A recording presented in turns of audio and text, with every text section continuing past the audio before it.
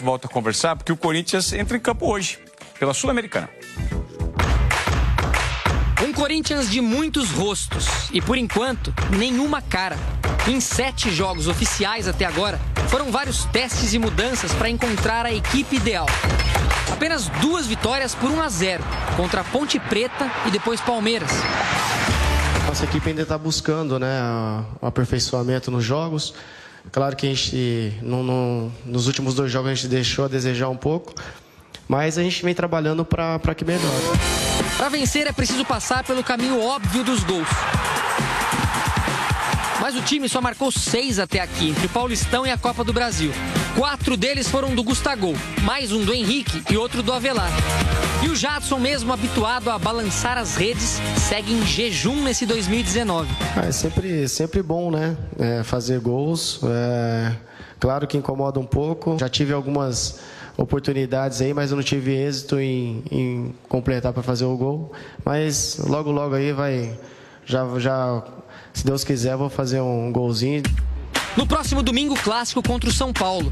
Sequência importante para motivar o grupo. E daqui a pouco já deslancho novamente.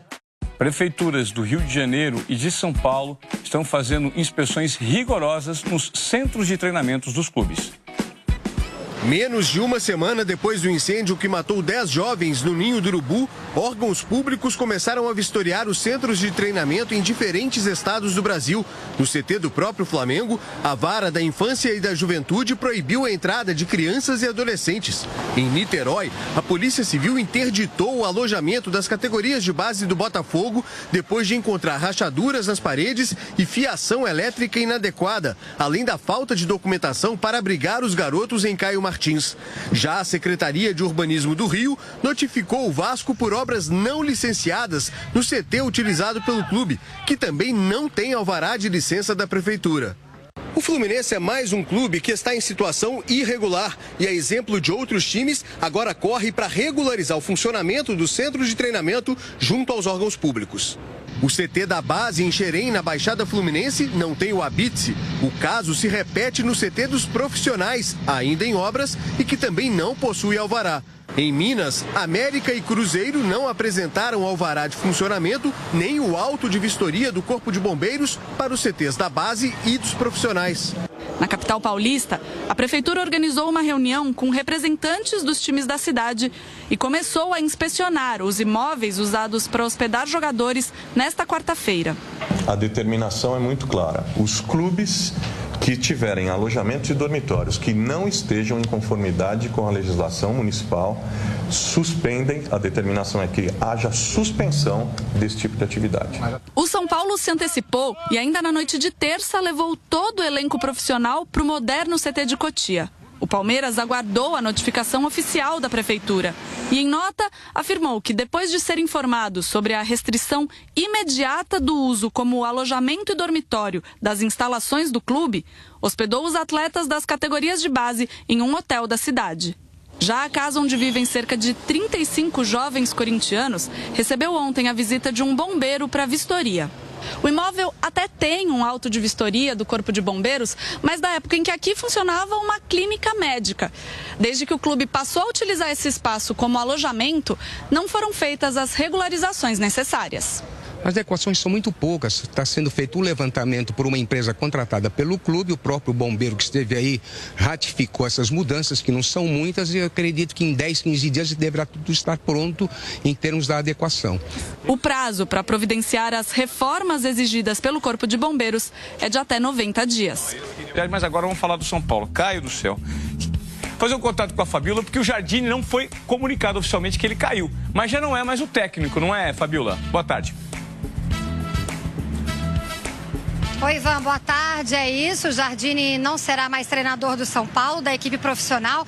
O São Paulo agora está tentando poupar, preservar o Jardine. A ideia da diretoria do São Paulo é que ele continue no clube, de repente volte para a base, ele vai dar um passo para trás para no futuro poder assumir a equipe. Eu apurei aqui, o primeiro nome é de Cuca. O São Paulo quer Cuca aqui de volta. Ele que foi treinador em 2004 e montou aquele time campeão de tudo período, né, de 2005. Cuca se afastou do Santos no final do ano passado, fez uma cirurgia do coração, mas é a primeira opção. E Osório, treinador que já passou por aqui também, a grande paixão dos São Paulinos, é a segunda opção. Osório deixou ontem a seleção do Paraguai, acabou se desligando da seleção. Essa é a notícia que a gente tem por aqui. Resta agora saber se o Jardine continua ou não no São Paulo como técnico da base. E o Carlinhos Neves, o preparador físico, é que faria aí o meio de campo do Mancini, atual coordenador, né, de futebol, e o Cuca, possivelmente o novo treinador de São Paulo. Ivan. Obrigado, Fabíola, pelas suas informações. Vamos conferir como foi a história do jogo de ontem.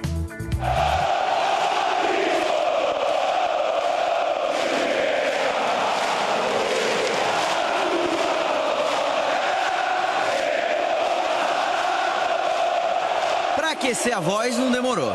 30 minutos antes do jogo eles já tiveram que botar para fora o otimismo. Era uma resposta aos 3.000 argentinos mal-vindos e barulhentos.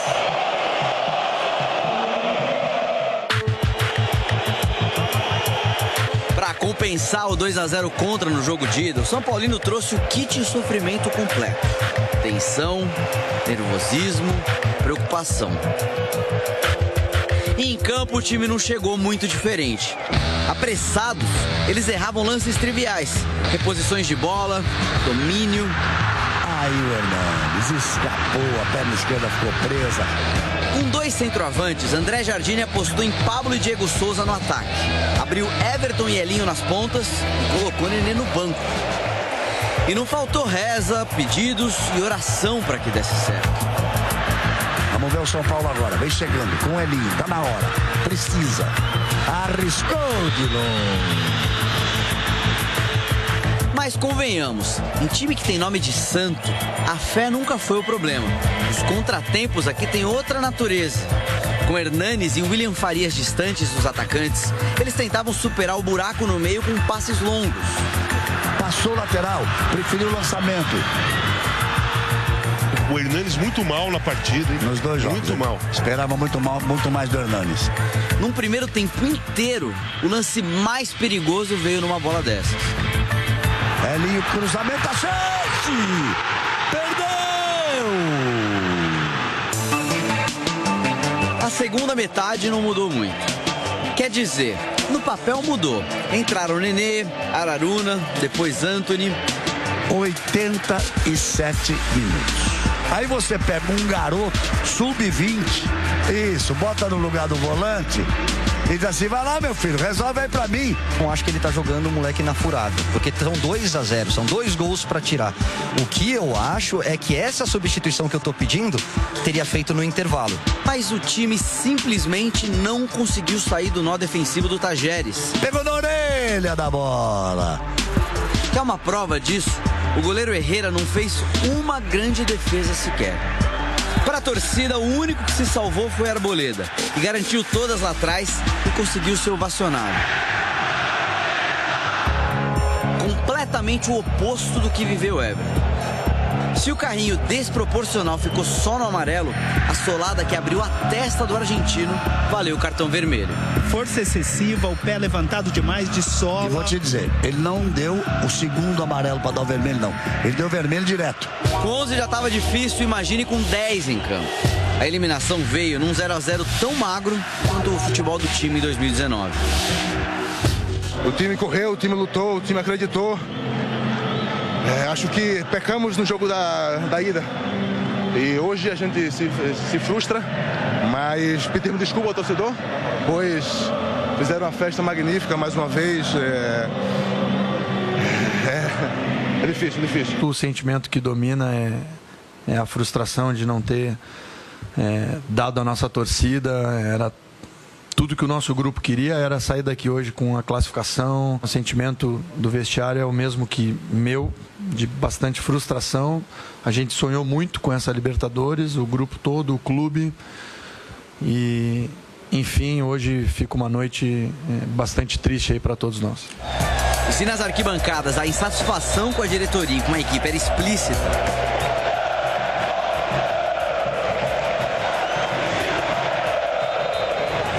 lá fora hora, uma multidão cercou a saída do time para uma prorrogação de protestos.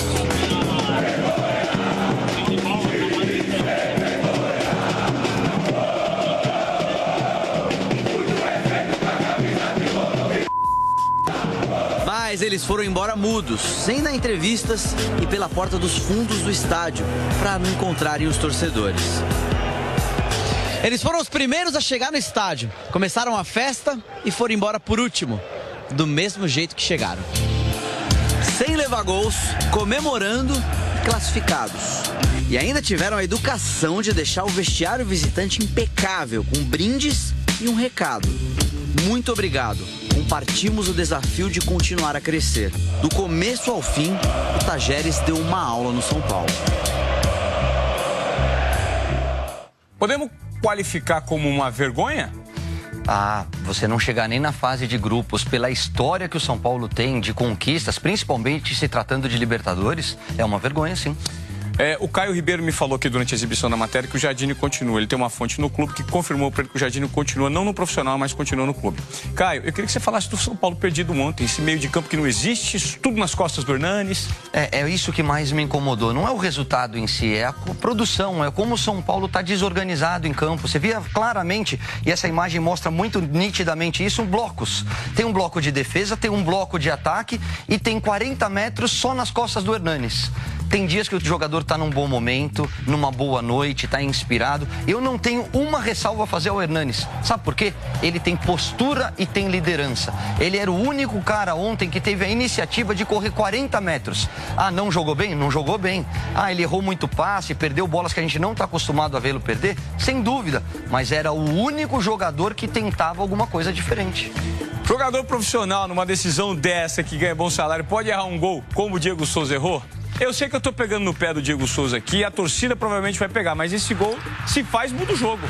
Se essa bola entra, muda o ambiente, né? A torcida fez uma festa linda, fez a parte dela. Eu acho que nesses momentos a gente tem que tomar um pouquinho de cuidado para não sair a caça às bruxas, né? Para não individualizar a crítica.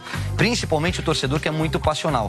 O Diego poderia ter feito gol porque tem qualidade, porque sabe cabecear e estava livre de marcação. Mas é muito mais do que só esse lance, né? Durante os 90 minutos, vou um pouco mais além. Tirando o primeiro tempo do jogo de ida, pega o segundo tempo na Argentina e os 90 minutos de ontem, passou o time que jogou mais bola, e foi o Tajeres. Vamos dar uma olhada nos números do Jardine à frente do time profissional de São Paulo, porque ele treinou a base, foi muito bem na base, mas profissional, um aproveitamento de 33% com 8 derrotas, é muita coisa, né? Essa pra mim é a grande decepção do São Paulo. Você apostava nele, hein, Caio? Eu vi o Jardine na base, além de títulos, além de ter passado pelo momento mais fantástico, Libertadores, Campeonato Brasileiro, Copa do Brasil, Campeonato Paulista, o jeito com que ele armava o time. Eram times rápidos, eram times intensos, com qualidade na saída de bola e, infelizmente, ele não conseguiu aplicar isso no time profissional. É muito diferente tratar com moleques e tratar com jogadores mais rodados.